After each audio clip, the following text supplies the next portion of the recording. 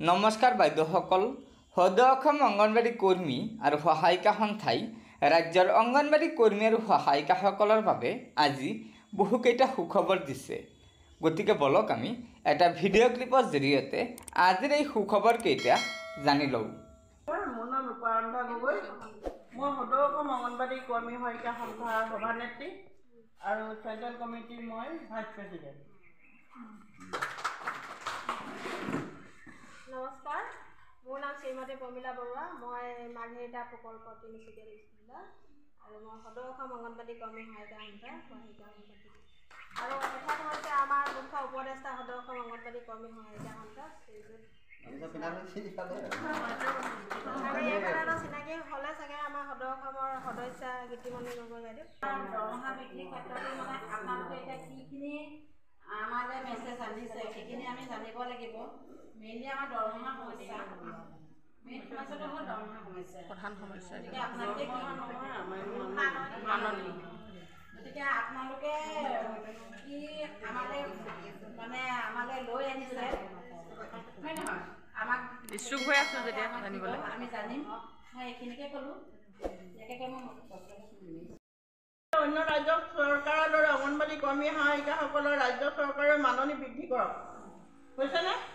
২ নম্বৰত আছে অংগনবাড়ী কৰ্মী সহায়িকাৰ চাকৰিসমূহ নিয়মীয়াকৰণ কৰাৰ লগতে অন্যান্য বিভাগৰ চৰকাৰী কৰ্মচাৰীসকলৰ দৰে কৰ্মী সহায়িকাসকলক সমানে সমমৰ্যাদা দিয়ক। ৩ নম্বৰত আছে অসম চৰকাৰ আৰু কেন্দ্ৰীয় চৰকাৰে সকলো বিভাগতে চৰকাৰী চাকৰি নিযুক্তিৰ ব্যৱস্থা কৰি আছে, কিন্তু সমাজ কল্যাণ বিভাগৰ অংগনবাড়ী কৰ্মীসকলৰ বাবে কোনো ধৰণৰ পদোন্নতিৰ ব্যৱস্থা কৰা নাই।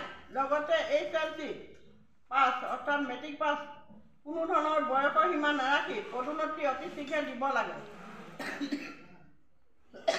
সেই কথাটো লৈছে তাতে মেট্ৰিক পাছৰ পৰা BA পাছৰখিনিলৈকে পৰিব। ৪ নম্বৰত আছে সমাজ কল্যাণ বিভাগৰ দ্বাৰা যোগান ধৰা অংগনবাড়ী কৰ্মীসকলৰ মোবাইলসমূহ উন্নত মানদণ্ডৰ মোবাইল দিয়াৰ ব্যৱস্থা কৰক। ৫ নম্বৰত আছে কোনো কেন্দ্ৰত কৰ্মীগৰাকী অৱসৰ বা মৃত্যু হ'লে সেই ঠাইত সহায়িকাগৰাকীক কোনো ধৰণৰ বয়সৰ সীমা নধৰি কৰ্মভিত্তিত চাই কৰ্মী পদলৈ পদোন্নতি দিয়ক। এইটো অলৰেডি তেওঁলোকে মানি লৈছে, কিন্তু এতিয়ালৈকে অৰ্ডাৰ কপি অহা নাই কাৰণে আকৌ এতিয়া যিটো ইণ্টাৰভিউ পাতিব সেইটো ৪৫ বছৰৰ ঊৰ্ধ্বত হ'লে মানে সেইটোতে এতিয়া ইণ্টাৰভিউ ল'ব। কিন্তু পাছৰ পৰ্যায়ত যিসকল মানে সহায়িকাই কৰ্মী হৈ পদোন্নতি বিচাৰে তেওঁলোকৰ কোনো বয়সৰ সীমা নধৰে আৰু শিক্ষাগত অৰ্হতা নধৰে, কৰ্মভিত্তি চাই তেওঁলোকক মানে পদোন্নতি দিব। ৬ নম্বৰত আছে অংগনবাড়ী কৰ্মী সহায়িকাসকলে যাতে ৰেচন কাৰ্ড আৰু অৰুণোদয় আঁচনি অন্তৰ্ভুক্ত হোৱাৰ বাবে ব্যৱস্থা কৰি দিয়ক, সেইটো অলৰেডি হৈছে। ৭ নম্বৰত আছে অসমৰ সকলো অংগনবাড়ী কেন্দ্ৰলৈ প্ৰতিটো যাৱতীয় সামগ্ৰী একে সময়তে সমপৰ্যায় দিয়াৰ ব্যৱস্থা কৰক, সেইটো বাৰম্বাৰ ধৰি আহিছোঁ। ৮ নম্বৰত আছে অৱসৰপ্ৰাপ্ত অংগনবাড়ী কৰ্মী সহায়িকাসকলৰ এককালীন পেঞ্চন MPSৰ দ্বাৰা অংগনবাড়ী কৰ্মী সহায়িকাসকলৰ প্ৰতি মাহে ১০০ টকাকৈ কাটি থকাৰ লগতে চৰকাৰৰ পৰা দিয়া ১০০ টকা মুঠ অলংকৃত মানে আমাৰ শিশু কল্যাণ প্ৰকল্পৰ যোগেদি কাটি ৰাখিছিল ২০১৩ চনৰ পৰা। উক্ত টকাখিনি আমাৰ অৱসৰ লোৱাৰ কৰ্মী সহায়িকাই পাবলৈ সক্ষম নোহোৱাত এক অভাৱনীয় পৰিৱেশ সৃষ্টি হৈছে। গতিকে চৰকাৰে এই টকাসমূহ দিয়াৰ ব্যৱস্থা অতি শীঘ্ৰে কৰি দিয়ক। এই কথাটো কেলৈ লিখিলোঁ, যিসকলে মানে অৱসৰ লৈছে তেওঁলোকে মানে এতিয়া এই পেঞ্চনটো ধৰি লওক আমাৰ ২০১৭ চনলৈকে তেতিয়া কংগ্ৰেছ চৰকাৰে ১০০ টকা আমাৰ ১০০ টকা ৰাখিছিলে, আপোনালোকে গম পায় নহয় সেইটো কাটে যে। এতিয়া আমি ৬,৪০০ টকাহে পাওঁ। সেই টকাটোৰ কাৰণে কিছুমানে ধৰি লওক কাগজ পত্ৰ গণ্ডগোল কিবা এটা হৈছে, সেইটো মানে আমাকতো প্ৰকল্পৰ পৰাহে জোৰ জবস্তি কৰি ছোৱালীক সেইটো খোলাই আছে। গতিকে প্ৰকল্পৰ বিষয়ে সেইটো ব্যৱস্থা লওক বুলি দিছোঁ তাৰমানে।